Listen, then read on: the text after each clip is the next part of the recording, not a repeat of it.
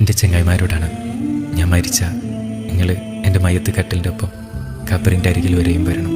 അവസാനമായി 3 പിടി മണ്ണ് വാരിയിടണം.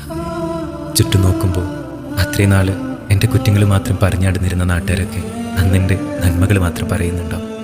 എന്നെക്കുറിച്ച് എല്ലാം അറിയുന്നവർ നിങ്ങൾ മാത്രമാണ്. എൻ്റെ വാപ്പച്ചിയും മച്ചിയും എൻ്റെ വേർപാടിനോർത്ത് പൊട്ടിക്കരയുന്നുണ്ടാവും.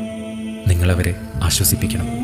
കർമ്മങ്ങൾ മുഴുവൻ കഴിഞ്ഞ് എല്ലാവരും പിരിഞ്ഞു പോകുമ്പോൾ നിങ്ങൾ എന്നെ ഒന്ന് അവസാനമായി തിരിഞ്ഞു നോക്കണം. ആ സമയത്ത് നിങ്ങളുടെ കണ്ണുകൾ ഒരിക്കലും നിറയാൻ പാടില്ല. കാരണം നമ്മളൊന്നിച്ച് നടന്ന സമയത്ത് എൻ്റെ കണ്ണ് നിറയാൻ നിങ്ങൾ അനുവദിച്ചിട്ടില്ല. കാലങ്ങൾ കഴിയുമ്പോൾ എൻ്റെ ഓർമ്മകൾ എല്ലായിടത്തുനിന്നും മെല്ലെ മെല്ലെ മാഞ്ഞു പോകും. എങ്കിലും ഇടയ്ക്കൊക്കെ ആ മൈലാഞ്ചി ചെടികൾക്കരികിൽ വന്ന് എനിക്ക് വേണ്ടി ദുആ ചെയ്യാൻ മറക്കരുത്. കാരണം സ്വന്തമെന്ന് പറയാൻ നിങ്ങൾ മാത്രമേ ഉള്ളൂ.